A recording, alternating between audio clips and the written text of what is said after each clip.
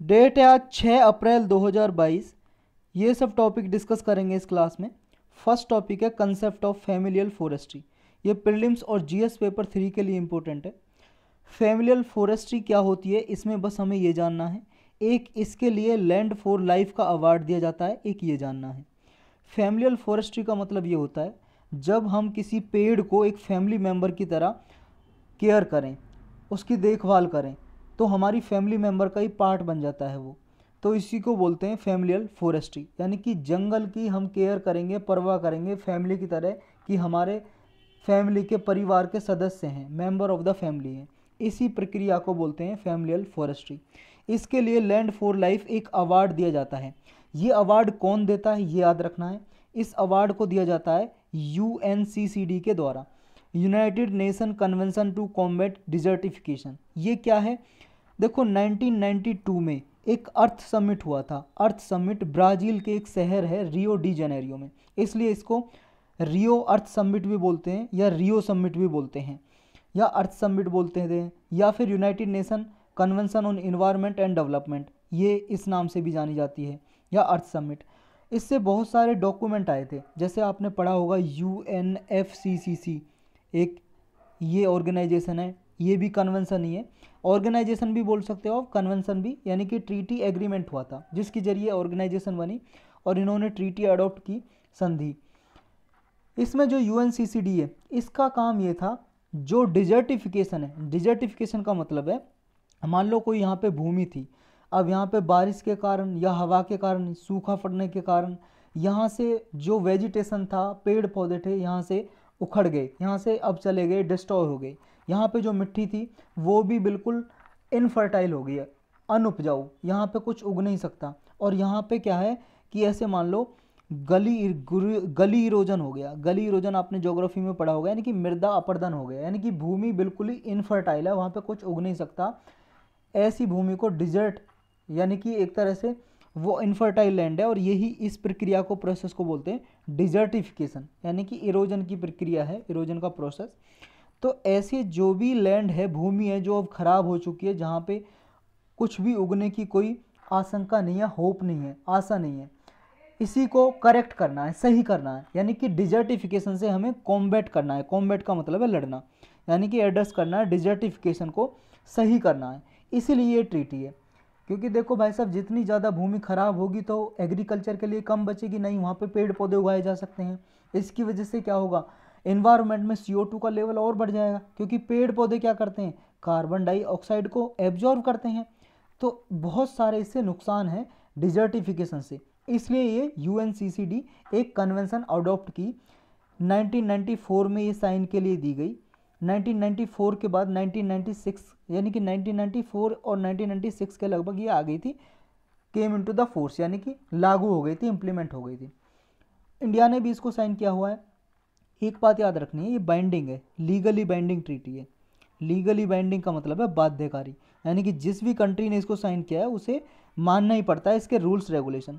तो ये अवार्ड देता है लैंड फॉर लाइफ का, और किसे देता है, जिसने भाई साहब ये फैमिलियल फॉरेस्ट्री में अच्छे कदम उठाए हैं, किसी इंडिविजुअल ने या किसी ऑर्गेनाइजेशन ने, किसी को भी दिया जा सकता है ये अवार्ड। और ये लैंड फॉर लाइफ अवार्ड 2021 का किसको दिया गया है, राजस्थान को दिया गया है, राजस्थान स्टेट को, पूरे स्टेट को दिया गया है। ये 17 जून 2021 को दिया था। ये क्यों दिया था राजस्थान को, 15,000 गाँव में से लगभग 1 मिलियन से ज़्यादा लोग, 1 मिलियन में 10 लाख होता है, लगभग 10 लाख से ज़्यादा लोगों ने यहाँ पे जो डिजर्ट प्रोन रीजन है नॉर्थ वेस्ट राजस्थान में, यहाँ पे लगभग 2.5 लाख से ज़्यादा पेड़ लगाए हैं पिछले 15 साल में। यहाँ पे जो डिजर्ट ड्वेलर है, रेगिस्तान में जो निवासी हैं, ड्वेलर का मतलब निवासी, डिजर्ट मतलब रेगिस्तान, जहाँ रेगिस्तान में लोग रहते हैं, स्टूडेंट हैं, छात्र, सब ने पार्टिसिपेट किया है यहाँ पे पेड़ लगाने में, इसलिए अवार्ड दिया गया है। यानी कि इन्होंने एक तरह से ग्रीन बना दिया इस एरिया को, इसलिए राजस्थान को ये फैमिलियल फॉरेस्ट्री के लिए अवार्ड दिया गया है यूएनसीसीडी के द्वारा। और देखो, गवर्नमेंट ऑफ इंडिया ने भी डिजर्टिफिकेशन से लड़ने के लिए बहुत सारे प्रोग्राम चला रखे हैं, जैसे ministry of environment, forest and climate change का, इसके अंदर डिजर्टिफिकेशन को कॉम्बैट करने के लिए 20 पॉइंट प्रोग्राम है एक, उसमें एक प्रोग्राम है डिजर्टिफिकेशन को रोकने के लिए, यानी कि लैंड डिग्रेडेशन जो हो रखा है, डिजर्टिफिकेशन, इससे लड़ने के लिए, एड्रेस करने के लिए एक नेशनल एफोरेस्टेशन प्रोग्राम की तरह ही है ये 20 पॉइंट प्रोग्राम के अंदर डिजर्टिफिकेशन से कॉम्बैट करने के लिए। एक national mission for green India चला रखा है ज़्यादा से ज़्यादा पेड़ लगाने के लिए, और हमारे इंडिया में लगभग हमारे इंडिया की 1/3 भूमि पे पेड़ पौधे हों, ये टारगेट है इसका ग्रीन इंडिया मिशन का। नेक्स्ट टॉपिक है Naya Savera free coaching and allied scheme. ये प्रीलिम्स और जीएस पेपर 2 के लिए इंपॉर्टेंट है। सिर्फ इसमें इतना जानना है किस लिए ये स्कीम है। एक तो मिनिस्ट्री ऑफ माइनॉरिटी अफेयर की स्कीम है। इसमें क्या है, जो माइनॉरिटी कम्युनिटी है, माइनॉरिटी का मतलब है अल्पसंख्यक लोग जिनकी जनसंख्या 50% से कम है, पॉपुलेशन जिनकी 50% पॉपुलेशन से कम है हमारे इंडिया में, वो माइनॉरिटी में आते हैं। और हमारे इंडिया में 6 कम्युनिटी को माइनॉरिटी डिक्लेयर किया हुआ है सेंट्रल गवर्नमेंट ने। सिख, जैन, मुस्लिम, क्रिश्चियन, बुद्धिस्ट, पारसी, ये 6 धर्म के लोग माइनॉरिटी कम्युनिटीज़ में आते हैं क्योंकि इनकी 50% पॉपुलेशन से कम है। इनके लिए स्कीम चलाई गई है नया सवेरा। क्यों? नया सवेरा में इन्हें फ्री कोचिंग दी जाती है। फ्री कोचिंग किस चीज़ की? Group A B C services की, और ऐसी पोस्ट हैं जो सेंट्रल स्टेट गवर्नमेंट की, यानी कि उन्हें जैसे मान लो आईएएस जो एक ग्रुप ए की सर्विस है, यूपीएससी की कोचिंग दी जाती है इन्हें फ्री में। देखो दिलाई जाती है किसी इंस्टीट्यूट में, जैसे दिल्ली में या किसी और प्लेस में जो इंस्टीट्यूट हैं कोचिंग इंस्टीट्यूट, उनमें दी जाती है। और इनकी जो फीस है वो कौन देगा? वो गवर्नमेंट देगी। देखो गवर्नमेंट एग्ज़ाम भी लेती है, एग्ज़ाम लेती है, जो बच्चे अच्छे होते हैं उन्हीं को कोचिंग दी जाती है इसके नए सवेरा के अंदर। बहुत सारी इम्प्लीमेंटिंग एजेंसी है वो इम्प्लीमेंट करती हैं, और अब तक लगभग 1.19 लाख यानी कि 1,19,000 से ज़्यादा माइनॉरिटी स्टूडेंट्स कैंडिडेट को इसके अंदर बेनिफिट हो चुका है नए सवेरा स्कीम के अंदर। नेक्स्ट टॉपिक है गया ससोमा विलेज। देखो ये गया GAYA नहीं है, ये गया है बिहार में है ये। और ये गया ससोमा विलेज कहाँ पे? बस आपको लोकेशन याद रखनी है इसकी, ये है लद्दाख में। अभी न्यूज में इसलिए यहाँ पे कम्युनिटी म्यूजियम खोला गया है, और ये म्यूजियम क्यों खोला गया है ये भी याद रखना है। इसमें म्यूजियम इसलिए खोला गया है कि यहाँ पे जो यहाँ की जो रिच कल्चरल हेरिटेज है उसको संजो के रखा जाएगा, प्रोटेक्शन किया जाएगा उसका, यानी कि जो इनकी संस्कृति है, रीति रिवाज है, विरासत है, रिच हेरिटेज है जो इनकी, उनको संजो के रखा जाएगा। यहाँ के जो एक डिस्ट्रिक्ट काउंसिल है लद्दाख ऑटोनोमस हिल डेवलपमेंट काउंसिल, उसने इनोग्रेट किया है, आरंभ किया है यहाँ पे अपर लद्दाख में है ये। और देखो गया ऐसा माना जाता है फर्स्ट विलेज और ओल्डेस्ट इनहेबिटेशन था अपर लद्दाख में, क्योंकि लद्दाख में देखो यहाँ पे लद्दाख तो आपको पता है ना कहाँ, जम्मू कश्मीर से ऊपर, अब लद्दाख अलग यूनियन टेरिटरी है। ये लद्दाख में यहाँ बहुत ज़्यादा बर्फ़ पड़ती है, तो यहाँ पे बहुत कम लोग रहते थे, लेकिन यहाँ पे गया में ये फर्स्ट विलेज था जहाँ पे लोग जाके बसे थे। और ये लेह मनाली नेशनल हाईवे है, वहाँ पे गया जो विलेज है सिचुएटेड है। ये कम्युनिटी म्यूजियम वहाँ पे जो यंग जनरेशन है उसके लिए एक तरह से इन्फॉर्मेशन देगा कि उनकी रिच हेरिटेज कल्चर कैसी है, या कोई और मान लो घूमने के लिए जाता है तो उनकी कल्चर को बताएगा ये, यानी कि एक तरह से वहाँ पे शोकेस में रखी रहेगी उनकी कल्चर क्या क्या है, यहाँ पे क्या पहनावा है, क्या खाते हैं, क्या करते हैं, उनकी कल्चर को शोकेस किया जाएगा म्यूजियम में। नेक्स्ट टॉपिक है डिजिटल बैंकिंग यूनिट्स। ये प्रीलिम्स और जीएस पेपर 3 के लिए इम्पोर्टेंट है। एक तरह से फाइनेंशियल इंक्लूजन को ये प्रमोट करने के लिए डिजिटल बैंकिंग यूनिट का कंसेप्ट है। फाइनेंशियल इंक्लूजन आप जानते हो क्या होता है? फाइनेंशियल इंक्लूजन का मतलब होता है कि ज़्यादा से ज़्यादा लोग बैंक में अकाउंट खुलवाएं, और बैंक में अकाउंट खुलवाने के बाद उन्हें फैसिलिटी मिले, उन्हें इंटरेस्ट भी मिले उनके बैंक अकाउंट में जो खुलवाया हुआ है पैसा रखा है, और साथ साथ क्या है कि उन्हें क्रेडिट फैसिलिटी भी मिले, यानी कि अगर लोन लेना चाहते तो वो भी मिले, या ज़्यादा से ज़्यादा इन्वेस्टमेंट करें वो लोन करके ज़्यादा, मान लो कोई इंटरप्राइज खोलना चाहता है, कंपनी उद्योग खोलना चाहता है, तो ये सब किस में आते हैं? फाइनेंशियल इंक्लूजन में। हिंदी में बोलते हैं वित्तीय समावेश या वित्तीय समावेशी। तो इसी को प्रमोट करने के लिए एक ये कंसेप्ट है डिजिटल बैंकिंग यूनिट। ये देखो 2022-23 का जो इस साल का यूनियन बजट अनाउंस किया था उसमें ही ये घोषणा की थी डिजिटल बैंकिंग यूनिट की, कि कम से कम लगभग डिफरेंट जो हमारे डिस्ट्रिक्ट है कंट्री की, उनमें 75 कम से कम 75 डिजिटल बैंकिंग यूनिट खोली जाएंगी। तो ये कंज्यूमर फ्रेंडली मैनर में उनको बताया जाएगा डिजिटल बैंकिंग को बेनिफिट कैसे उठाए जा सकते हैं। डिजिटल बैंकिंग मतलब ऑनलाइन बैंकिंग की सुविधा कैसे उठाई जा सकती है। ये करंट फाइनेंशियल ईयर में यानी कि इसके एंड तक ये ऑपरेशनलाइज हो जाएंगी 75 यूनिट। और ये देखो आरबीआई ने एक कमेटी बैठा रखी है, वो रोड मैप तैयार करेगी कैसी होंगी ये। और ये youth, women population, MSME, medium micro small medium enterprises हैं, जो छोटे लघु उद्योग कंपनी होती हैं, जो छोटी कंपनियां, एक्सपोर्ट लोकेशन है या नॉर्थ ईस्ट एरिया है या सेल्फ हेल्प ग्रुप पेनिट्रेशन, इनको डिजिटल अडोप्शन के लिए प्रमोट करेंगे, यानी कि इनको डिजिटल एक तरह से लिटरेसी प्रोवाइड करेंगे कि डिजिटल बैंकिंग को यूज कर सकें। 75 डिस्ट्रिक्ट में ये सेटअप की जाएंगी ऐसी यूनिट।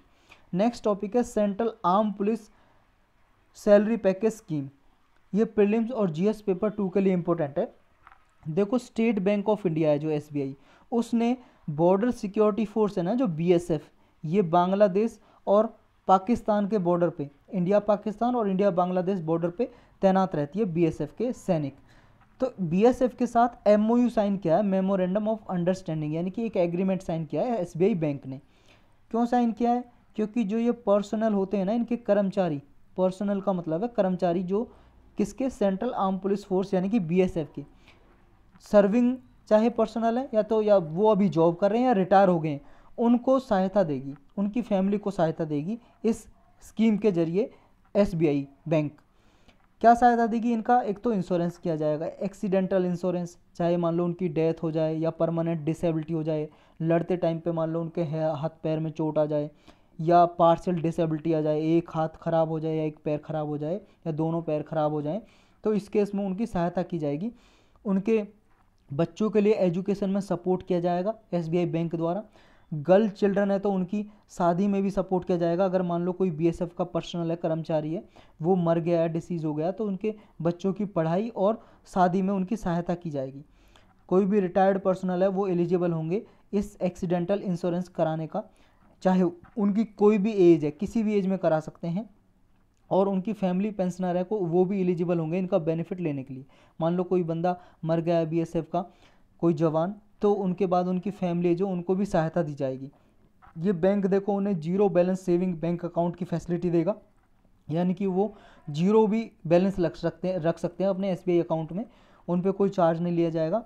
और जो सर्विस चार्ज हैं उनमें उनको छूट दी जाएगी। जैसे मान लो बैंक में आप अकाउंट खुलवाते हो और उसका एटीएम यूज करते हो एसबीआई का, तो वो पर ईयर एटीएम चलाने का चार्ज लेता है आपसे लगभग 295 रुपीज़। तो ये चार्ज वगैरह नहीं लिए जाएंगे बीएसएफ के जो पर्सनल है, कर्मचारी हैं, सैनिक हैं। और भी उन्हें कंसेशन मिलेंगे, छूट मिलेगी। जैसे मान लो वो लोन लेना चाहते हैं, होम लोन लेना चाहते हैं, कार लोन या एजुकेशन के लिए लोन लेना चाहते हैं, तो उनमें भी छूट दी जाएगी। नेक्स्ट टॉपिक है ब्रॉडकास्ट सेवा पोर्टल। ये प्रीलिम्स और जीएस पेपर 3 के लिए इंपॉर्टेंट है और 2 के लिए भी। इंफॉर्मेशन ब्रॉडकास्टिंग जो मिनिस्टर है अभी अनुराग ठाकुर जी, उन्होंने लॉन्च किए ब्रॉडकास्टिंग सेवा पोर्टल। इसमें सिर्फ इतना याद रखना है, ये मान लो एक पोर्टल है, साइट है, इसके जरिए ईज ऑफ डूइंग बिजनेस किया जाएगा। यानी कि मान लो कोई भी आदमी है या कोई कंपनी है, वो लाइसेंस लेना चाहती है हमारे यहाँ टीवी रेडियो चैनल खोलने की, तो आसानी से मिल सकेगा इस पोर्टल पे। सिंगल पॉइंट फैसिलिटी होगी परमिशन के लिए, रजिस्ट्रेशन के लिए, लाइसेंस लेने के लिए। तो बस इतना ही है इसमें, और ज़्यादा कुछ है नहीं।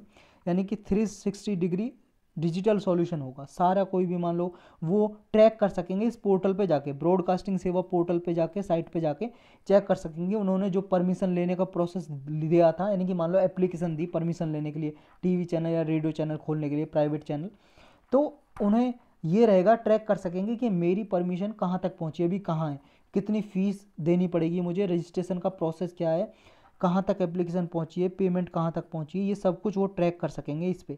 यानी कि आसानी से अब टीवी चैनल खोलना हो, रेडियो चैनल खोलना हो, प्राइवेट चैनल, तो इसके लिए ये एक तरह से अच्छी फैसिलिटी होगी उनके लिए। और आगे इसको नेशनल सिंगल विंडो सिस्टम से भी लिंक किया जाएगा। नेशनल सिंगल विंडो सिस्टम का मतलब है कि आसानी से एक पोर्टल पे ही गए, सारी फैसिलिटी वहीं पे मिल गई उन्हें। और कोई मान लो चैनल खोलना चाहता है या रेडियो चैनल खोलना चाहता है, तो उन्हें आसानी से एक जगह पे फैसिलिटी सब कुछ मिल जाएगी। नेक्स्ट टॉपिक है रिक्की केज। ये भाई साहब प्रीलिम्स के लिए इंपॉर्टेंट है। बस प्राइम मिनिस्टर ने इनको अभी कॉन्ग्रेचुलेशन बोला है, यानी कि बधाई दी है रिक्की केज को। ये इंडियन म्यूजिक कंपोजर है, म्यूजिक बनाते हैं रिक्की केज। अभी न्यूज में इसलिए इनको ग्रैमी अवार्ड मिला है। देखो पूरे वर्ल्ड में एक ग्रैमी अवार्ड ना सबसे बड़ा अवार्ड माना जाता है म्यूजिक का। और इसे देता कौन है? इसे देते हैं भाई साहब यूएस, अमेरिका की एक अकेडमी है नारस नाम की अकेडमी है, NARAS, national academy of recording arts and science. ये अकेडमी देती है हर साल ग्रैमी अवार्ड। किसी म्यूजिशियन को जो म्यूजिक बनाता है या कोई गाना गाता है सिंगर को, ये इनको देती है। इसने एक एल्बम बनाई थी डिवाइन टाइड नाम की, ये रिकी कैज ने, ये हैं भाई साहब रिकी कैज, ये जो दिखाई दे रहे हैं आपको रिकी कैज, इनको अवार्ड दिया जा रहा है ये। तो ये 5 अगस्त 1981 को इनका जन्म होता है और ये दूसरी बार इनको मिला है, पहली बार 2015 में मिला था ये रिकी गेज अवार्ड। और इस तरह से ये इनकी कैटेगरी में शामिल हो गए हैं क्योंकि 2 बार इनको मिल चुका है, 2 बार ही इन्हीं को मिल चुका है। रविशंकर, जुबीन मेहता, जाकिर हुसैन, AR रहमान, इसको से जानते होंगे भाई साहब, AR रहमान बहुत फेमस है ये सिंगर और म्यूजिक कंपोजर। नेक्स्ट टॉपिक है इंडियन अंटार्कटिक बिल। ये प्रीलिम्स और GS पेपर 2 के लिए इम्पोर्टेंट है। देखो एक अंटार्कटिका ट्रीटी हुई थी, एक साइन 1959 में, अंटार्कटिका ट्रीटी। वर्ल्ड से बहुत सारी कंट्री आई थी एक साथ। अंटार्कटिका जो रीजन है ना, ये वाला रीजन, इस रीजन को प्रोटेक्ट करने के लिए कि यहाँ पे कोई जाके ज़्यादा फैक्ट्री ना खोले या कोई ऐसे रिसर्च ना करे यहाँ के इकोसिस्टम को नुकसान हो, इकोलॉजी को, बायोडाइवर्सिटी को नुकसान हो, इसलिए ये ट्रीटी साइन हुई थी, संधि, कि इसकी रक्षा करने के लिए। फिर ये 1961 से लागू हो गई थी, फोर्स में आ गई थी, लेकिन इंडिया ने इसको साइन किया 1983 में। 1983 में लगभग 40 साल हो गए। अब 40 साल के बाद इंडिया एक बिल लेके आया, इंडियन अंटार्कटिक बिल, इस ट्रीटी को ही लागू करने के लिए। जो इस ट्रीटी में प्रोविज़न है ना, अंटार्कटिका ट्रीटी जो 1961 में लागू हुई थी, तो इस ट्रीटी को ये अपने देश में इसके हिसाब से देश में लॉ बनाने के लिए इस ट्रीटी को लेके आए लगभग 40 साल बाद। तो ये बिल पेश किया लोकसभा में, इसलिए न्यूज में है। ये अंटार्कटिका के लिए लेजिस्लेशन होगा, हमारा पहला डोमेस्टिक लेजिस्लेशन है, घरेलू कानून है। ये अंटार्कटिका से रिलेटेड जो भी मान लो इंडिविजुअल वहाँ पे जाता है या कंपनी या टूरिस्ट जाता है या कोई भी साइंटिफिक एक्सपीडिशन होती है, साइंटिफिक एक्सपीडिशन का मतलब है कोई यात्रा करते हैं वहाँ पे साइंटिफिक रिसर्च के लिए, कोई यहाँ से वेसल जाता है, पानी का जहाज जाता है वहाँ पे रिसर्च करने के लिए, तो सबके लिए रूल्स रेगुलेशन लागू होंगे अब। यानी कि अंटार्कटिका ट्रीटी को एक तरह से लागू करने के लिए डोमेस्टिक लेजिस्लेशन होगा।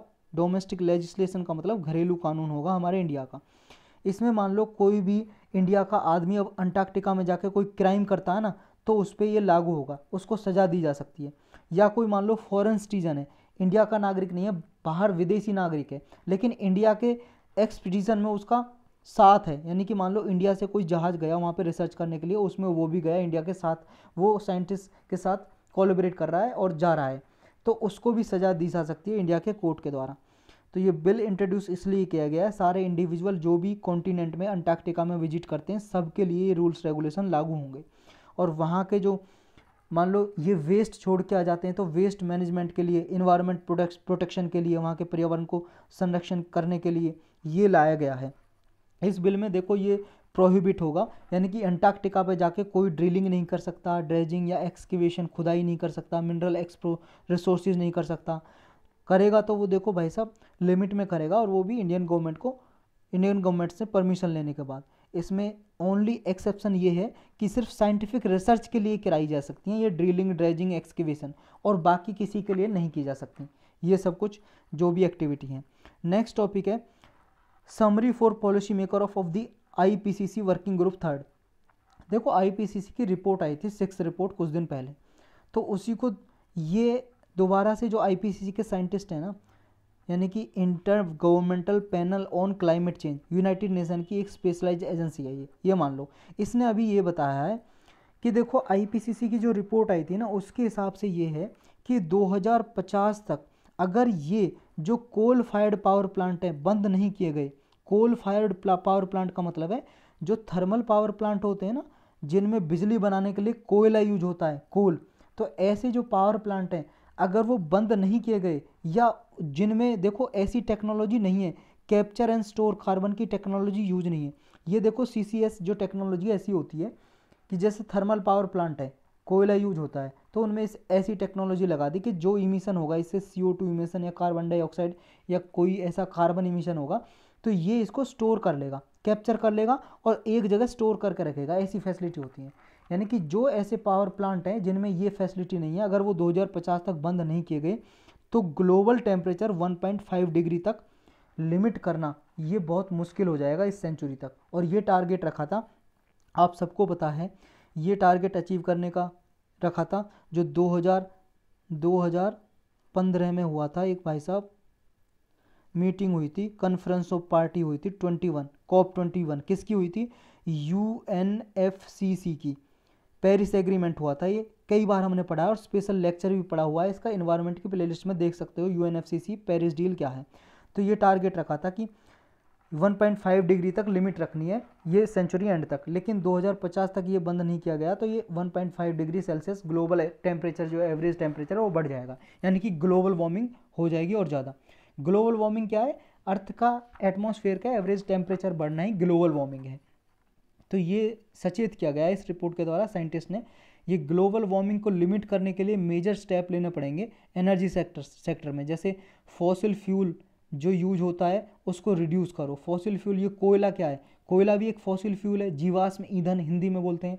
तो ये कोयला से ज़्यादा कार्बन इमिशन होता है, जो जिनसे ज़्यादा कार्बन इमिशन होता है उन्हें फॉसिल फ्यूल कहते हैं। जैसे लकड़ी भी फॉसिल फ्यूल है, कोयला, पेट्रोलियम, ये सब फॉसिल फ्यूल है। तो इनका जो यूज है कम किया जाए, इलेक्ट्रिफिकेशन ज़्यादा से ज़्यादा किया जाए। जैसे पेट्रोल डीजल की जगह जो इलेक्ट्रिक कार वगैरह वो चलाई जाएँ। एनर्जी एफिशिएंसी को इम्प्रूव किया जाए, अल्टरनेटिव फ्यूल ढूंढा जाए, सोलर एनर्जी पे ट्रांजिशन किया जाए कोल फायर्ड एनर्जी के अलावा।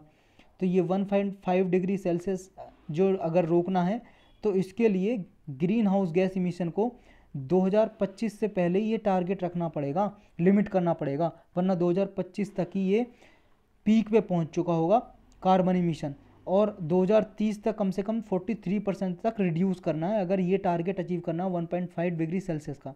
देखो 1.5 डिग्री सेल्सियस का मतलब ये है, जब प्री इंडस्ट्रियल इरा था, जब फर्स्ट इंडस्ट्रियल रिवॉल्यूशन स्टार्ट हुई थी। इंडस्ट्रियल रिवॉल्यूशन का मतलब औद्योगिक क्रांति, और औद्योगिक क्रांति को ये लड़ने वाली क्रांति नहीं थी, ये थी कि ज़्यादा से ज़्यादा फैक्ट्री बनने स्टार्ट हो गई थी मॉडर्न लाइन्स पे, मॉडर्न फैक्ट्री जिनमें मशीन्स वगैरह यूज होती थी। तो इंडस्ट्रियल रिवॉल्यूशन उसको बोलते हैं। ज़्यादा से ज़्यादा मशीनीकरण एक तरह से स्टार्ट हो गया था, ज़्यादा से ज़्यादा प्रोडक्ट जो मशीन से बनाए जा रहे थे। इसकी वजह से क्या है, मशीन वगैरह में वहाँ पे बिजली यूज होती है और बिजली कोयले से बनती है, इसकी वजह से कार्बन इमिशन ज़्यादा होता है, इन्वायरमेंट में पॉल्यूशन होता है। इन्वायरमेंट में पॉल्यूशन, कार्बन इमिशन ज़्यादा होगा तो ग्रीन हाउस गैस का इमिशन वहाँ पे ज़्यादा होगा एटमॉस्फेयर में, उसकी वजह से ग्लोबल वार्मिंग होगी, उसकी वजह से क्या होगा, टेम्परेचर बढ़ेगा। तो ये है सारी बात।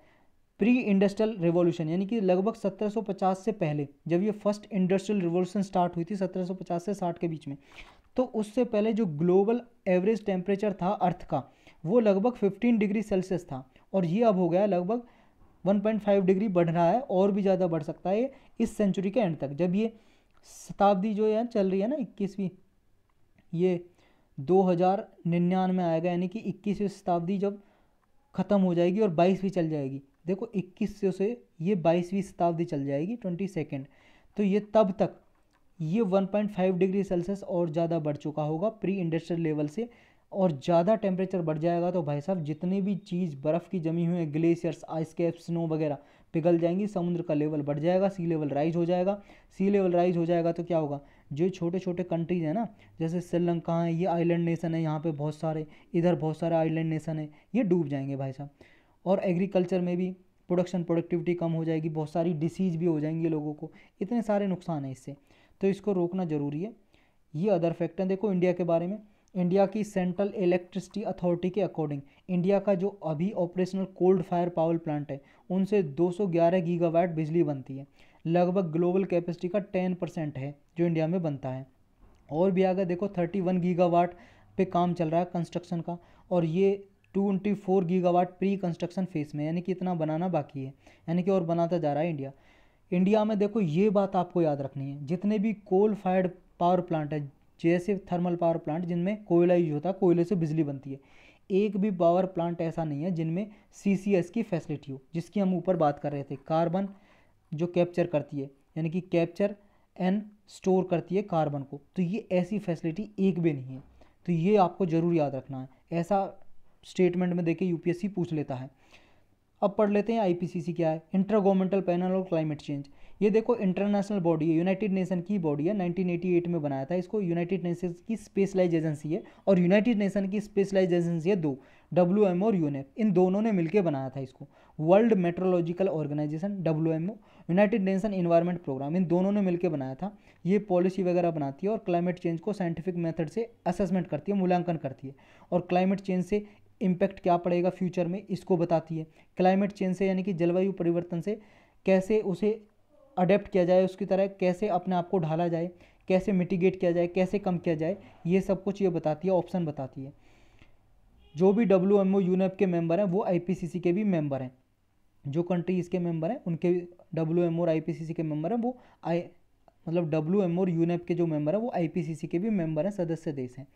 ये साइंटिफिक बेसिस प्रोवाइड करती है गवर्नमेंट को कि क्लाइमेट चेंज से निपटने के लिए कैसे स्टेप उठा सकती है, क्योंकि ये एक तरह से रिपोर्ट देती है और गवर्नमेंट को सचेत हो जाती है गवर्नमेंट, यानी कि उसे एक तरह से इन्फॉर्मेशन मिल जाती है कि भाई साहब हमें कदम उठाने चाहिए कार्बन इमिशन को रोकने के लिए। तो मेन ऑब्जेक्टिव इसका यही है, जो UNFCCC का क्या है कि ग्रीन हाउस गैस के इमिशन को, कंसंट्रेशन को स्टेबलाइज करना है एटमॉस्फेयर में, यानी कि कम करना है। तो यही टारगेट है इसका। नेक्स्ट टॉपिक है 99% यानी कि 99% वर्ल्ड की पॉपुलेशन के लोग पॉल्यूटेड एयर को ब्रीदिंग कर रहे हैं, यानी कि देखो जो प्रदूषित वायु है ना उसको सांस ले रहे हैं, उसकी सांस ले रहे हैं WHO को अकॉर्डिंग। बस ये आपको याद रखना है। जैसे मान लो आपका प्रीलिम में आ जाए कोई स्टेटमेंट, या देखो मेंस के लिए मोस्ट इंपॉर्टेंट है, पॉल्यूशन से रिलेटेड एक क्वेश्चन आता ही आता है GS पेपर 2 या 3 में, तो वहाँ पे आप ये लिख सकते हो कि WHO के अकॉर्डिंग जो प्रदूषण की जो लेवल है ना इतना तक जा चुका है कि 99% लोग हैं पूरे वर्ल्ड में वो पॉल्यूटेड एयर को ले रहे हैं, अपने अंदर सांस ले रहे हैं। WHO ने, ये वर्ल्ड हेल्थ ऑर्गेनाइजेशन ने सैटेलाइट डेटा या मैथमेटिक मॉडल्स के द्वारा डिटरमाइन किया है एयर क्वालिटी की कैसी है। और ये सबसे ज़्यादा एयर क्वालिटी जो ख़राब है वो कहाँ पे, ईस्टर्न मेडिटेरियन रीजन में और अफ्रीका में, साउथ ईस्ट एशिया रीजन में, ये वाले रीजन है। देखो ये वर्ल्ड मैप देख रहे हो, ये मेडिटेरियन सी है, ये मेडिटेरियन सी के ईस्टर्न रीजन में, यहाँ पे अफ्रीका में, और यहाँ पे साउथ ईस्ट एशिया है, ये साउथ ईस्ट एशिया सबसे ज़्यादा यहाँ पे कंडीशन ख़राब है। नेक्स्ट टॉपिक है इंटरनेशनल एयर कनेक्टिविटी स्कीम। ये प्रीलिम्स और GS पेपर 3 के लिए इंपॉर्टेंट है। ये मिनिस्ट्री ऑफ सिविल एविएशन ने लॉन्च किए। एक तो याद रखना किस लिए लॉन्च किए, जो हमारे इंडिया के एयरपोर्ट है ना उन्हें इंटरनेशनल एयरपोर्ट से कनेक्ट करना, यानी कि बाहर विदेश में उनसे फ्लाइट चलाना, इसमें कनेक्ट किया जाएगा ऐसे डोमेस्टिक एयरपोर्ट को जहाँ पे अभी तक इंटरनेशनल कोई एयर कनेक्टिविटी नहीं है। जैसे नॉर्थ ईस्ट रीजन में गुवाहाटी इम्फाल को जोड़ा जाएगा इंटरनेशनल लेवल के एयरपोर्ट के दूसरे देशों के एयरपोर्ट से। जैसे एक गुवाहाटी इम्फाल से चलेंगी डायरेक्ट बैंकॉक में फ़्लाइट चलेंगी, ढाका में चलेंगी बांग्लादेश में, काठमांडू में नेपाल में, यंगोन में म्यांमार में, हनोई में थाईलैंड में, ये हनोई है वियतनाम में, मांडाले में चलेंगी, कुनमिंग, ये कनमिंग, चिट्टागोंग, ये चिट्टागोंग बांग्लादेश में ही है। तो ये इतनी सारी इंटरनेशनल फ़्लाइट चलाई जाएंगी यहाँ से। नेक्स्ट टॉपिक है GST कलेक्शन। ये प्रीलिम्स और GS पेपर 2 और 3 के लिए इंपॉर्टेंट है। इतना याद रखना है, जो गुड्स एंड सर्विसेज टैक्स यानी कि GST कलेक्शन पिछले साल से बढ़ा है, और देखो 2020 से 2021 में भी बढ़ा है और 2021 से 2022 में भी बढ़ा है, यानी कि रेगुलर बढ़ता जा रहा है। पिछले साल जो था उससे देखो ये 14.7% बढ़ा है, और अगर 2020 से देखें तो इस साल 45.6% बढ़ा है GST कलेक्शन, यानी कि जितना गवर्नमेंट के पास टैक्स आया है GST से वो इंक्रीज हुआ है। लगभग 1.42 लाख करोड़ रुपया मार्च 2022 में GST के जरिए ये टैक्स आया गवर्नमेंट के पास। राइज होने के रीज़न क्या है, क्यों राइज हुआ, क्यों ये इंक्रीज हुआ है टैक्स, गवर्नमेंट को इतना ज़्यादा टैक्स कैसे मिल गया, लोगों ने क्यों इतना ज़्यादा टैक्स भर दिया। पहले तो टैक्स चुरा लेते थे, नहीं भरते थे लोग, तो क्या रीज़न है ज़्यादा भरने के। पहला रीज़न है एंटी इन्वेजन यानी कि एंटी इवेजन मीजर्स, यानी कि गवर्नमेंट ने ऐसे स्टेप लिए कि डराया लोगों को, स्कीम चलाई कुछ कि अगर आप इवेजन करते हो, टैक्स बचाते हो, चोरी करते हो तो आप पे कड़ी से कड़ी, सख्त से सख्त कार्रवाई की जाएगी, सजा दी जाएगी। तो लोगों ने टैक्स भरा। दूसरा रीज़न है, कारण है GST काउंसिल ने रेट रैशनलाइजेशन किया, रेट रैशनलाइजेशन मीजर्स लिए। रेट रैशनलाइजेशन का मतलब है कि रेट को बहुत सारे ऐसे थे जिन पे 28% था, किन्हीं पे 18% था, तो उनको कम कर दिया टैक्स को, कि लोग क्या है कि कम टैक्स को तो भरेंगे, तो इसकी वजह से लोगों ने ज़्यादा टैक्स भरा है। और जो इन्वर्टेड टैक्स स्ट्रक्चर था उसको भी देखो, उस पर भी जो टैक्स लगता था इसको भी करेक्ट किया। इन्वर्टेड टैक्स स्ट्रक्चर का मतलब ये होता है, देखो जब गवर्नमेंट क्या करती है, इनपुट पे ज़्यादा टैक्स लगाती है और आउटपुट पे कम टैक्स लगाती है, तो उसको बोलते हैं इन्वर्टेड टैक्स या इन्वर्टेड टैक्स स्ट्रक्चर। जैसे मान लो भाई साहब ये पेन है जिससे आप अपने नोट्स बना रहे हो, अभी पेन किस किस से मिलके बनाए, इसमें इंक भी है स्याही, इसमें प्लास्टिक भी है, इन दोनों से मिलके बना प्लास्टिक और इंक। अब प्लास्टिक और इंक क्या हो गई, ये इनपुट हो गई। जब गवर्नमेंट इंक पे, प्लास्टिक पे तो ज़्यादा टैक्स लगाए, और जब पेन बन के तैयार हुआ फाइनल प्रोडक्ट, फिनिश्ड गुड यानी कि फाइनल प्रोडक्ट, तो इस पे कम टैक्स लगाए, तो इसको बोलते हैं इन्वर्टेड टैक्स। तो इसको भी करेक्ट किया गवर्नमेंट ने, तो इसकी वजह से ज़्यादा टैक्स हासिल हुआ है गवर्नमेंट को 2022 में। यही टॉपिक था आज के।